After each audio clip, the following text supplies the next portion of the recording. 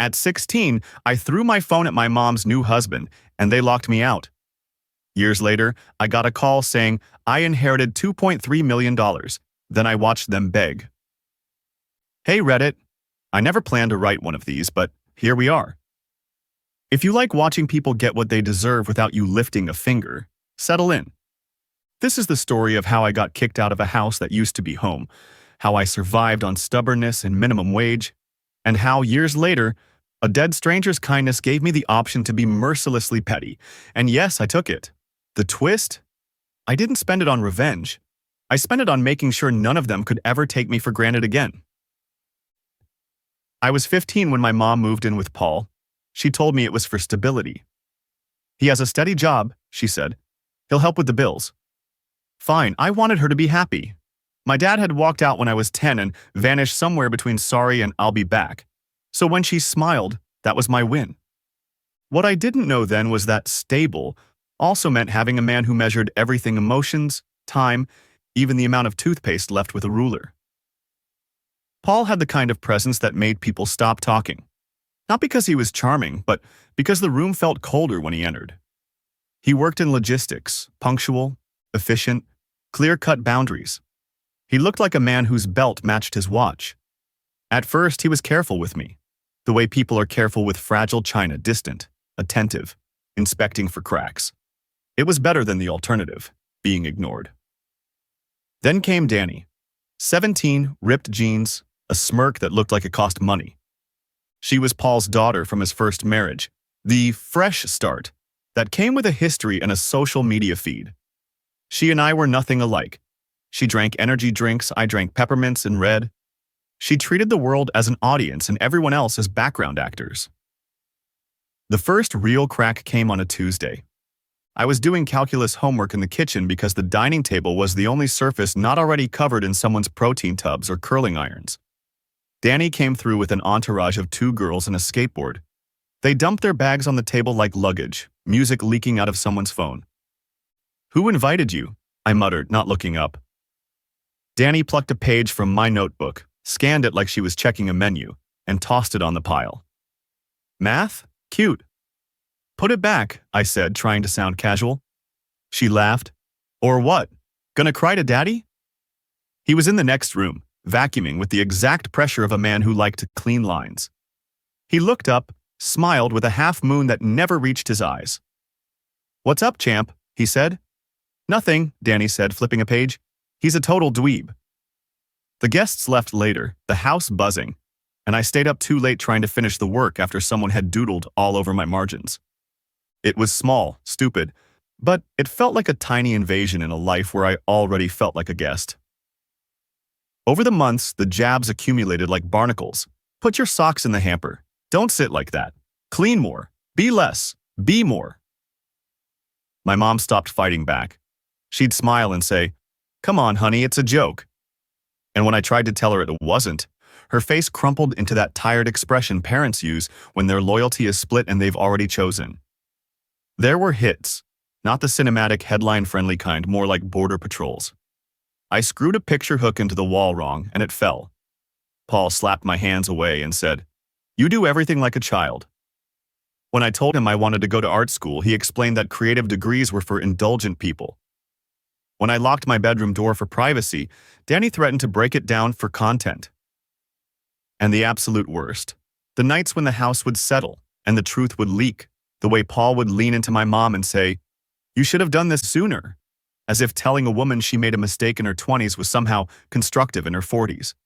As if the person she was before him deserved to be erased. The kid version of me kept thinking, if you loved me, you'd notice. The adult version of me, which arrived early out of necessity, recognized that love is not a household chore. It's either happening or it's not. Then came the incident that changed everything. It should be short and sharp. Me, a text message, and a phone thrown across the kitchen. But it wasn't tidy. It was a Saturday. I'd worked a shift at the cafe, came home with tips and a muffin, and found the living room full of boxes. Paul had decided we were downsizing, which meant he'd placed all my books in a pile labeled "Donate." I told him to stop. He told me I was being childish. I shoved the box back and his hand hit my shoulder. Not hard, just enough to remind me I was in someone else's house. I snapped. I grabbed my phone and dialed Child Protective Services. I had read too many stories in the school counselor's folder to not recognize where this was going. I wanted someone to know it wasn't okay. I wanted someone to say the obvious out loud. The man who was supposed to help my family was the one breaking it. Before I could finish the call, my mom came storming into the kitchen, inhaling the same anger she used to have at me when I forgot to take the trash out. "What are you doing?" she hissed, snatching the phone. "Are you trying to humiliate us?" "He hit me," I said. "I didn't see that," she said. Her voice had that tremor adults use when choosing a lie that has to be true. "You just provoked him." She slid the phone into her pocket and gave me a look I knew too well. The look of a person who is already chosen. That night, she told me I was being dramatic, and that if I didn't stop causing problems, I'd have to move out. "I have responsibilities now," she said.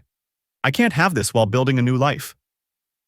She used building like it was a literal thing. She was constructing a house of approval with Paul as the architect. The next morning, my bag was on the curb. I remember how sunlight made everything seem final. I couch surfed for a week, until I found a room above a laundromat that smelled like damp coins and dish soap. The owner, Mrs. Alvarez, charged me $300 a month, cash up front, the only currency landlords respect. I worked evenings at a deli and weekends at the cafe, juggling shifts like someone trying to make a mobile out of bills and bus passes. I learned to sleep before midnight because sleep is a small luxury and jobs don't like tardiness. The first winter on my own taught me things fast, like how to fix a leaking faucet with nothing but duct tape and determination, like how to stretch canned beans across 3 meals without feeling guilty, like the difference between needing and wanting. Most of all, it taught me people show up in 2 ways. In the beginning, when everything is easy, and later when nothing is convenient. For me, someone showed up later. Miss Hargrove, an older woman who ran the community center on Cherry Street.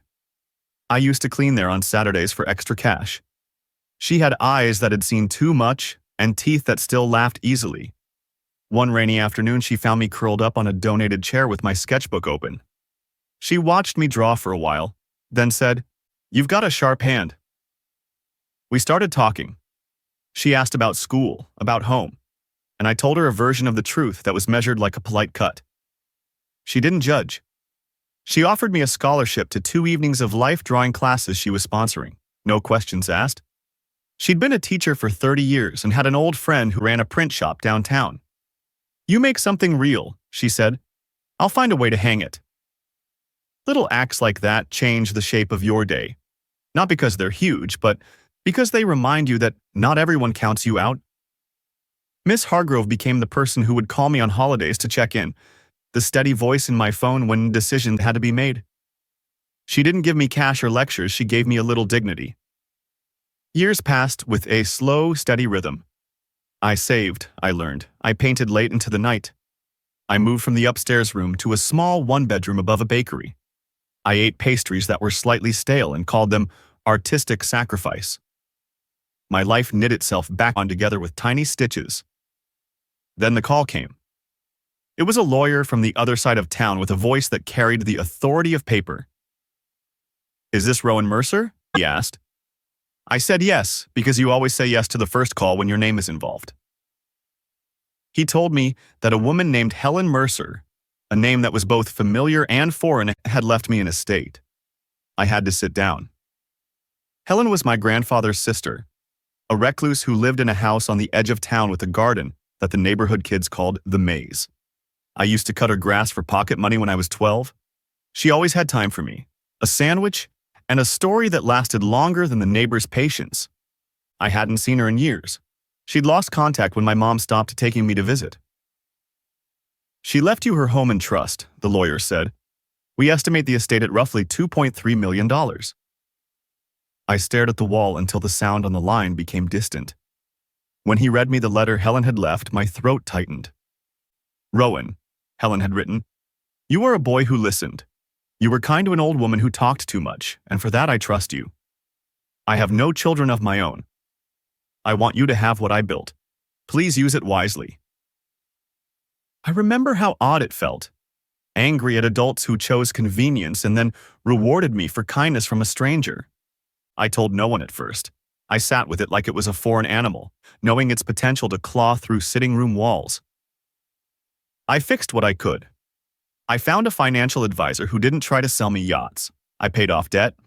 I bought a small studio with better light and a hot water heater that didn't sound like a dying lawnmower. I set up a trust for emergencies and another for investing in a small gallery space.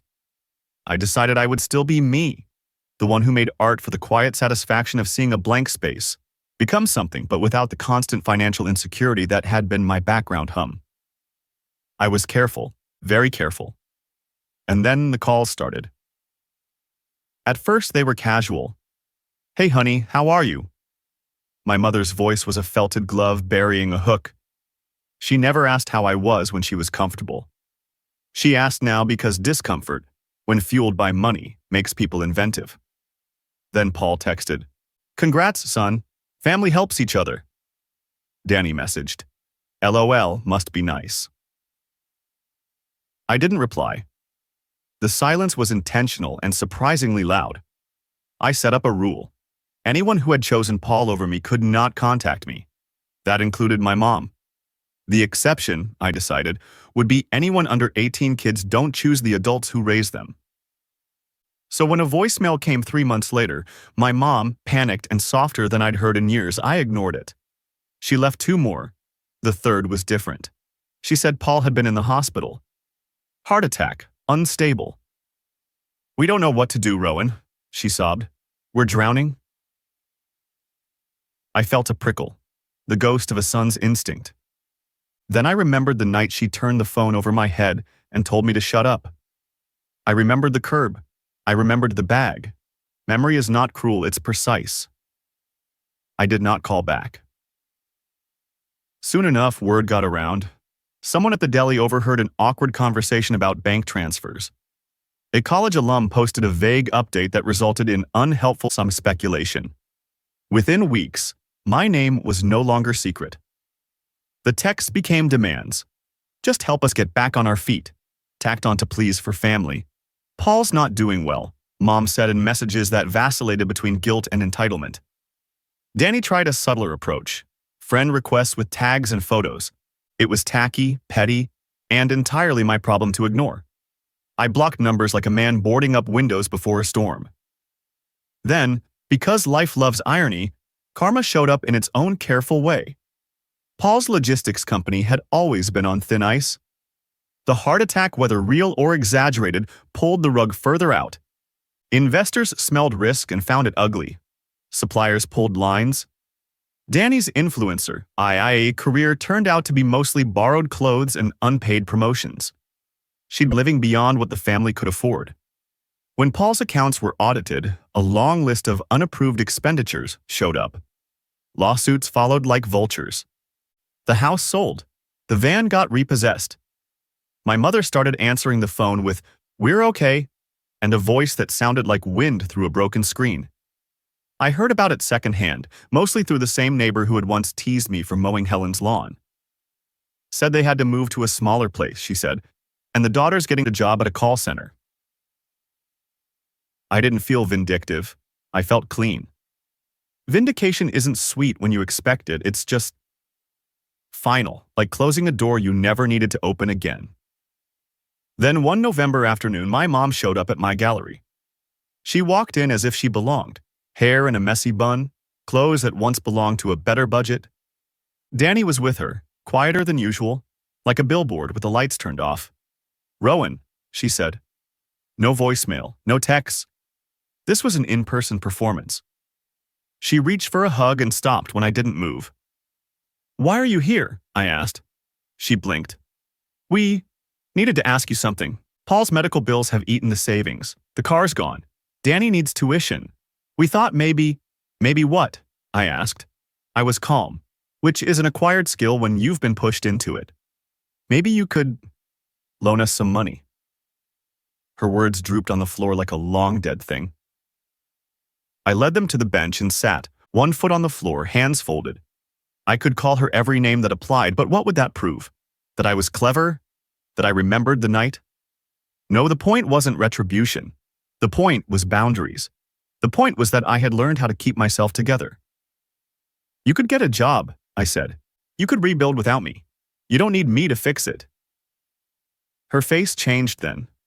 Anger, then pleading, then the instant grave acceptance of someone who knows the script. If you won't help, she said, you'll be heartless. I tilted my head. I was homeless, I said.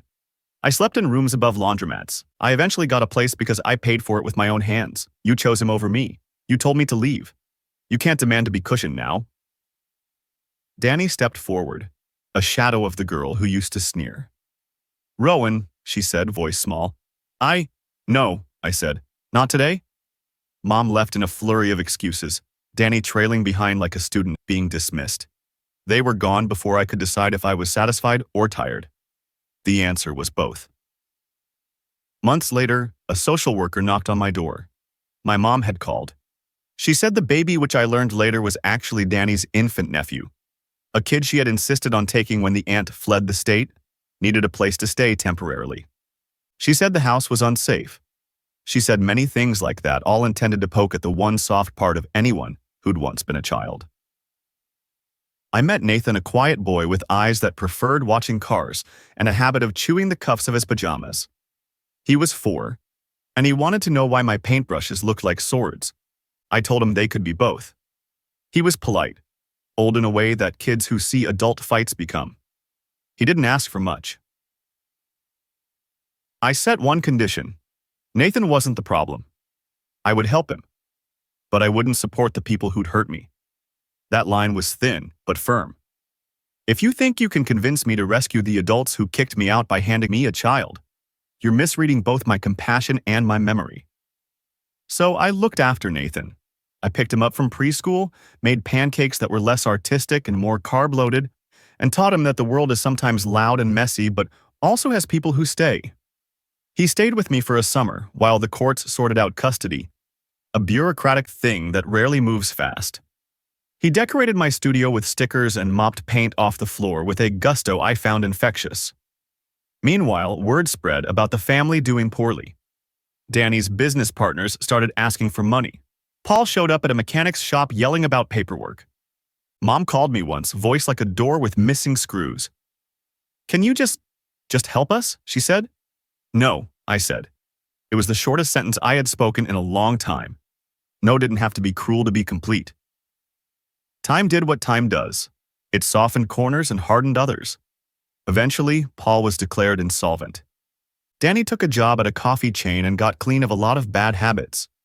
Mom regained a rhythm that didn't include being someone's shadow. Not because I gave them cash or a word of forgiveness, but because consequences have a way of doing the work you refuse to. A few years later, I rented out the studio next door and turned my place into a real space. I started offering free art classes for kids like Nathan and teenagers from the neighborhood who needed somewhere to be. Miss Hargrove helped me get the word out. She came by, brought muffins, and made herself useful in a way that kept her alive in my life. Then, in a strange echo of how it began, my mom called one afternoon. The line was thin, and her words were as practiced as anything she'd ever used. I wanted to say I'm sorry, she said. It wasn't the first time she'd used that phrase. People apologize 100 ways, quietly, loudly, sincerely, manipulatively. This was one where the voice trembled, but the eyes were missing the tremor. I don't know if I deserve anything from you, she said, but I saw how you're doing, and I wanted to say I regret how I handled things. I listened. The pause was long enough that I felt like I was alone in a museum, surrounded by artifacts of an old life. Thank you, I said finally. That's a start. She asked if we could talk in person. I said no. That didn't mean I wanted her gone forever. It meant I needed to keep a distance until I can be sure talk doesn't slide back into old scripts. A year later, she called again, not to ask for money, but to tell me Paul had died. I said nothing. You don't have to hear me say I'm indifferent to the dead, but if you ask, I won't pretend to be something I'm not. When they begged, and they did, it was always about survival, about bills, about guilt. I refused. Not because I enjoyed the discomfort, but because allowing them to treat me as a safety net would be letting them keep the power they always wanted. Boundaries aren't cruelty. They're scaffolding for a life you build without being used as a tool. Now, when people ask if I regret my silence blocking numbers, walking away, I think of the alternative. I could have spent the money buying revenge filings and public humiliation. I could have put it in a drawer labeled payback. Instead, I bought a home where a kid like Nathan could have space, where Miss Hargrove's Wednesday watercolors class could run without charge, where the coffee machine didn't wheeze. I paid for therapy for myself because you don't fix what you break with money. You fix what money can't touch. As for them, Paul is gone. Danny learned how to keep a steady job. Mom works as a receptionist and has the dignity of a paycheck that isn't someone else's. They still exist in my world, like people you recognize on the street. We nod sometimes. No dramatic confrontations, no cinematic moments. Real life rarely is. Karma didn't need my applause. It had its own timing. When the house was repossessed, when Danny's influencer empire collapsed, when Paul's company folded under mismanagement, those weren't my doing. They were the natural consequences of decisions. People who build their lives on injuring others eventually run out of people to cover their tracks. Some nights I think about the teenage me, bag on the curb, sleeping with the weight of the world like a cheap blanket. I think about the phone call I'd made, the one my mom saw and decided to punish. I think about how old Mr. Hargrove or Miss Hargrove or Helen's quiet generosity changed the course of my life. I'm careful not to romanticize it. There was hardship. There were nights I cried into my cereal. But there was also a longer arc of life that moved towards something steadier and quieter. Would I have liked a different middle? Sure. Would I have preferred my mother to choose me over a loud, polished man who preferred controlled companionship? Of course. But life rarely offers that sort of clean script. It offers you choices, sometimes small and sometimes vast. The choice to stay or walk away, the choice to forgive or to protect yourself, the choice to let a past self define your present or to let compassion for a child like Nathan be your guiding star. If you want the moral, people don't get to decide your worth. They can try, and they will. But you get to decide who gets to be in your life. You control the gate, not them. And sometimes the most satisfying closure isn't a check or a showy collapse. It's the quiet life you build where none of them are the main character anymore. If you're reading this because you're in the middle of the storm, here's what I'd tell my younger self. Take the small kindnesses, build on them, and don't be ashamed to choose yourself. It isn't selfish to survive. Oh, and one last thing for the algorithm gods. If this story hits a nerve and you want to see more confessional rants about toxic family dynamics and quiet revenge that isn't about drama but about boundaries, you know what to do. Tap the buttons, hit the share, and tell your friends this is the kind of content that saves people from bad choices.